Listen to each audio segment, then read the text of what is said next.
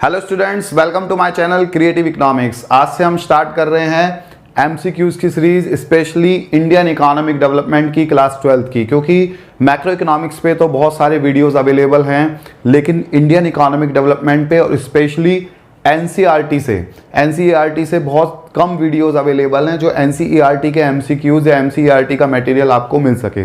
तो मैं आज आपके लिए लेकर आया हूं chapter 1 Indian economy on the eve of independence. इससे रिलेटेड क्या इंपॉर्टेंट क्वेश्चंस बनते हैं जो कि फर्स्ट टर्म के एग्जाम में आपके लिए इंपॉर्टेंट है और जो फर्स्ट टर्म के एग्जाम में आपसे पूछे जा सकते हैं। ये जो क्वेश्चंस हैं, सारे क्वेश्चंस मैंने एनसीईआरटी से ही उठाए हैं और एक एक लाइन मैंने एनसीईआरटी की पढ़ी है, उसमें से ये क्वेश्चंस मैंने आपके लिए कलेक्ट किए हैं। ये बहुत ही इंपॉर्टेंट क्वेश्चन है, तो आइए शुरू करते हैं आज के इस वीडियो को।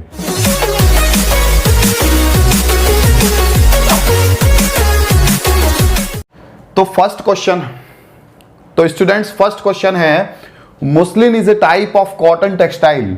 मुस्लिन क्या था? एक टाइप ऑफ कॉटन टेक्सटाइल था विच हैड इट्स ओरिजिन इन। इसका ओरिजिन कहां था? इसका ओरिजिन था बंगाल में। कहां था इसका origin? Bengal is the answer. Muslin एक तरह का कॉटन टेक्सटाइल था जो उस टाइम पे जो रिच पीपल होते थे और जो फॉरेनर्स होते थे वो यूज करते थे। They also called this muslin as मलमल। इसका एक नाम और भी था, दैट वाज मलमल। Second question is, colonial government never did an sincere attempt to measure India GDP और per capita income।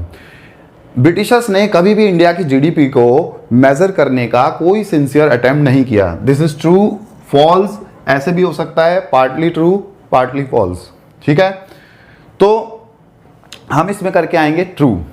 उन्होंने कभी भी कोई अटेम्प्ट नहीं किया। There was some economist like RC Desai, VK RB Rao, ठीक है, फिंडले शिराज, विलियम डिगबॉय, ये सारे इकोनॉमिस्ट थे जिन्होंने इंडिया की नेशनल इनकम को मेजर करने की कोशिश की। But the most important next question is, there were many economist who try to measure India's GDP. बहुत सारे इकोनॉमिस्ट थे जिन्होंने इंडिया की जीडीपी और नेशनल इनकम को मेजर करने की कोशिश की in their own way, but the most important measurement was of, किसका था सबसे important measurement? VK RB Rao. किसका था? VK RB Rao. ये ध्यान रखना है स्टूडेंट्स कि जितने भी क्वेश्चंस हैं किसी रेफरेंस बुक के नहीं है, these all questions are from NCERT. ठीक है, then next question is, Bengal is richer than Egypt. Bengal Egypt से भी ज्यादा रिच है। ये बात किसने कही थी? This question is also from NCERT. ये बात कही थी एक फ्रेंच ट्रेवलर बर्नियर ने। किसने कही थी? बर्नियर। एक फ्रेंच ट्रैवलर था जो इंडिया घूमने आया था, उसने बंगाल को भी घूमा और उसने बंगाल की जितनी भी चीजें उसने देखी, उसके बेसिस पे उसने कहा कि Bengal is richer than Egypt. Bengal जो है इजिप्ट से भी ज्यादा रिचर है। Then next question is, modern industry began to take root in India in which year. Modern industries ने इंडिया में जो रूट था, रूट मतलब उनकी जड़ें कब स्टार्ट हुई थी इंडिया में? तो वो स्टार्ट हुई थी सेकेंड हाफ। कब स्टार्ट हुई थी? Second half of 90th century. ये बात आपको याद रखनी है, second half of 90th century. 90th century के सेकेंड हाफ में इंडिया में मॉडर्न इंडस्ट्री की रूट स्टार्ट हुई थी। Now the next question is, the primary motive behind systematic deindustrialisation was. Britishers ने इंडिया की इंडस्ट्री का सिस्टमेटिक डी इंडस्ट्रियलाइजेशन किया, हमारे हैंडीक्राफ्ट को डिस्ट्रॉय किया और इंडस्ट्रियल डेवलपमेंट बिल्कुल भी नहीं किया। उसके पीछे उनका टू फोल्ड मोटिव था। कैसा मोटिव था? To fold.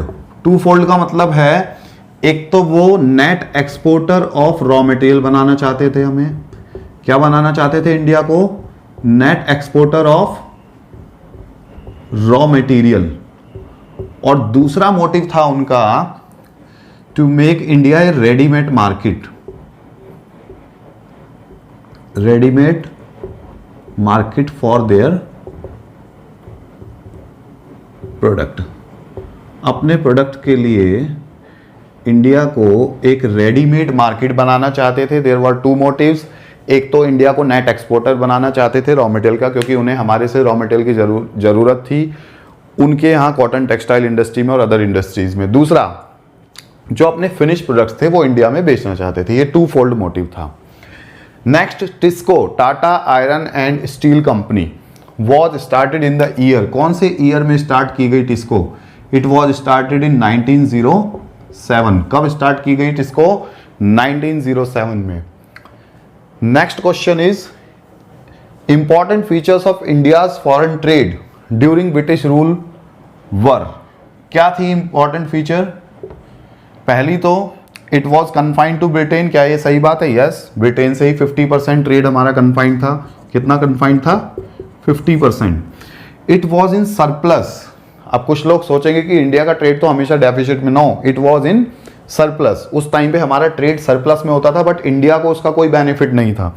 क्यों नहीं था इंडिया को उसका बेनिफिट? क्योंकि ज्यादातर जो सरप्लस का पैसा हम कमा रहे थे उस ट्रेड से, वो ब्रिटिशर्स अपने एडमिनिस्ट्रेटिव एक्सपेंसेस पे खर्च कर रहे थे, या फिर वो जो सेकेंड वर्ल्ड वॉर में उनका इन्वॉल्वमेंट था वहां पे खर्च कर रहे थे।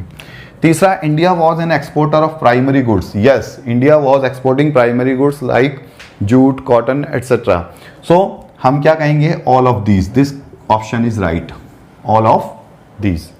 ठीक है। Next question is Suez canal. Suez canal जो ओपन की गई, क्यों सुएज कैनल ओपन करने से क्या हुआ? ब्रिटिशर्स को अफ्रीका का राउंड करके पूरा अब एशिया में नहीं आना पड़ता था। डायरेक्टली सुएज कैनल के थ्रू उनका रूट छोटा हो गया था और वो डायरेक्टली इंडिया में कम टाइम पे और कम कॉस्ट पे आ जाते थे। It was opened in 1869। कब ओपन की गई सुएज कैनल? 1869 में। Then India entered in the stage of demographic transition in 1921। कौन सी स्टेज में 1921 में इंडिया ने डेमोग्राफिक ट्रांजिशन की एंटर किया? वो थी सेकंड स्टेज। कौन सी स्टेज में एंटर किया हमने 1921 में? सेकंड स्टेज में। ठीक है। और अगर हम बात करें 1921 से पहले हम कौन सी स्टेज में थे? फर्स्ट स्टेज में। एक और चीज याद रखनी है कि इंडिया की पॉपुलेशन 1921 से पहले फ्लक्चुएट हो रही थी, कभी इंक्रीज हो रही थी, कभी डिक्रीज हो रही थी। लेकिन 1921 के बाद हर सेंसस में हमारी जो पॉपुलेशन है वो इंक्रीज ही हुई है, डिक्रीज कभी भी नहीं हुई है। तो ये क्वेश्चन भी आ सकता है। Life expectancy and overall literacy, दो चीजें लिखी है यहाँ पे। एक तो लाइफ एक्सपेक्टेंसी कितनी थी इंडिया की during British rule, and overall literacy rate कितना था। तो लाइफ एक्सपेक्टेंसी तो थी 44 ईयर्स। कितनी थी? 44 ईयर्स। एंड अगर हम बात करें ओवरऑल लिटरेसी की तो वो थी 16%। और एक और चीज बता देता हूं, फीमेल लिटरेसी रेट उस टाइम पे 7% थी। फीमेल लिटरेसी रेट कितनी थी? 7%। Britishers introduce railway in the year. Railway कब इंट्रोड्यूस किया इंडिया में ब्रिटिशर्स ने? Date was 1850। कब किया? 1850 में ब्रिटिशर्स ने इंडिया में रेलवे का इंट्रोडक्शन किया। Now the next question is first official census during British rule was conducted in the year. British time पे पहला जो ऑफिशियल सेंसस इंडिया में किया गया, जनगणना की गई, डेट वॉज डन इन 1881। कब की गई? 1881 में।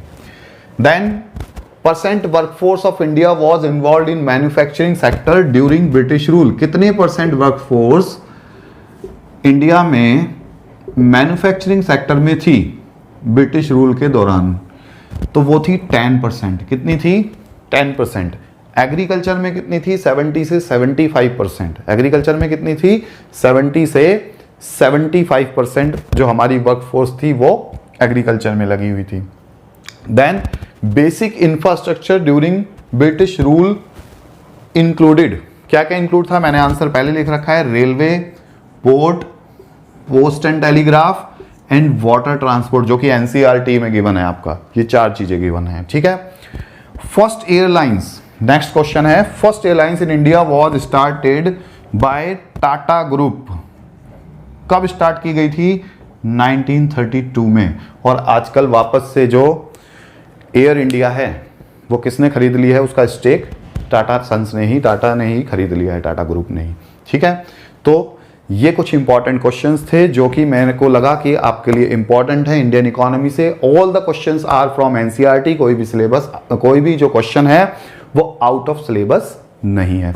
वीडियो अगर अच्छा लगा है तो ज़्यादा से ज़्यादा स्टूडेंट्स को शेयर कीजिए जिससे उनका बेनिफिट हो सके। Thanks for watching creative economics.